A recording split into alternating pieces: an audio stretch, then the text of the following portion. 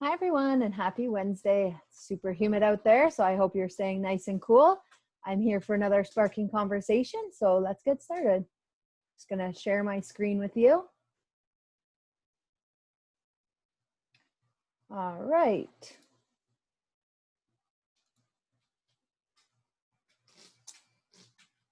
All right, so I'm here with Spark Employment Services, and I am here to talk about resume tips for job seekers. Little lay of the land, so I'll welcome you. We'll talk a bit about the do's and don'ts of resumes and have some final comments. Give me 1 second here. I'm just going to stop my video and then pop back in at the end. All right, so thanks for joining me. And please keep in mind, we're all human. We're all experiencing things differently, and it is okay to be exactly where you're at right now. It's okay to feel how you feel, and we're here to embrace the now. There's a lot of information and expectations floating around, and I want you to know that Spark is here for you. My name is Brandi, and I am an employment specialist with Spark Employment Services.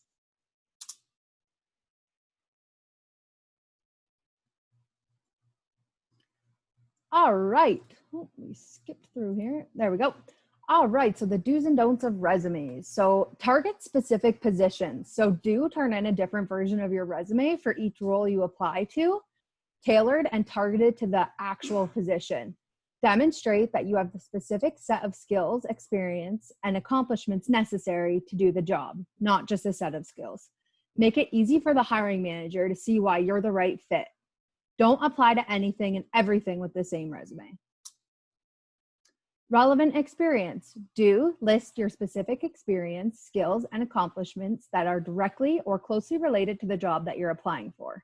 Include previous positions that had similar or related responsibilities or those that allow you to practice relevant skills.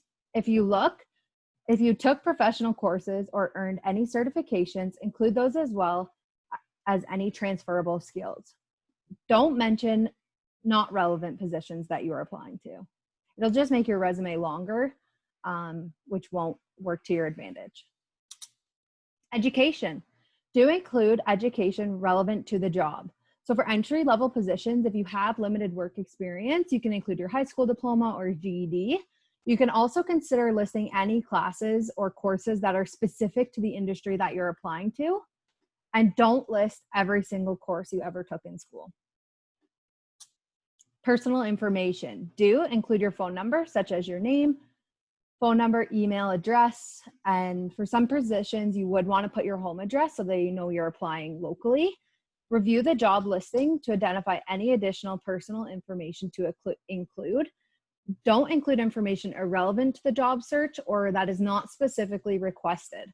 So family details such as marital status and number of children are not often required. As well, don't include your picture or anything that's not mentioned in the job posting. Job postings and qualifications. Do apply to jobs you are fully or closely qualified for. You can seek positions that you require additional training if you're open to learning new skills. Consider using job descriptions like a checklist. So look at it and just check off compared to what you are qualified to do and see how closely you match the job requirements. Don't apply for jobs you do not meet most of the requirements for. Some employers may train the right candidate and often mention that in their listing.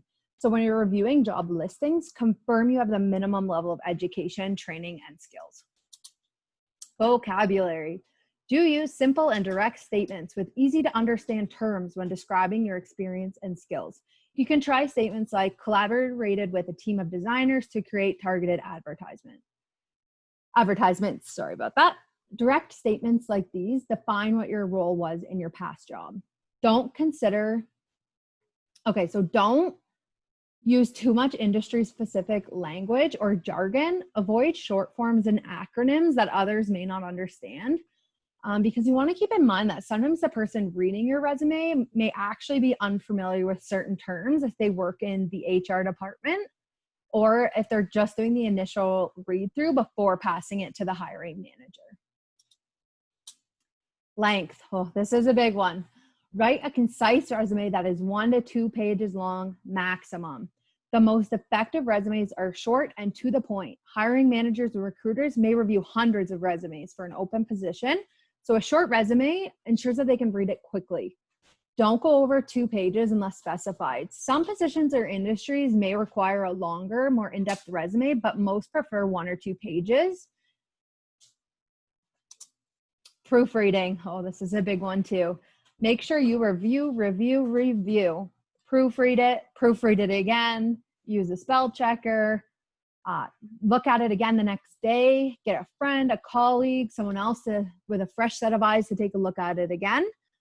And don't rush to submit a resume that hasn't been reviewed. So if you see a posting, try to kind of be organized and give yourself enough time to have that few days to really make sure it's proofread.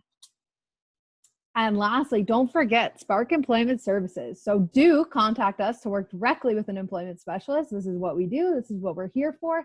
We can also empower you with the skills to be able to move forward in creating your own resumes. And don't hesitate to reach out for help. That is exactly what we're here for. So you can reach us at spark@sudburyemployment.ca. That is our website, our phone number, 705-671-2544. Also our Facebook, Twitter, and Instagram. And please keep an eye for more online content, our newsletter, new program announcements and updates. And please like and share this video. Please don't forget to leave your comments or any feedback. So I'm just going to pop back on. All right, I wish you a good rest of your day, and I will hope to see you soon. Take care and stay safe.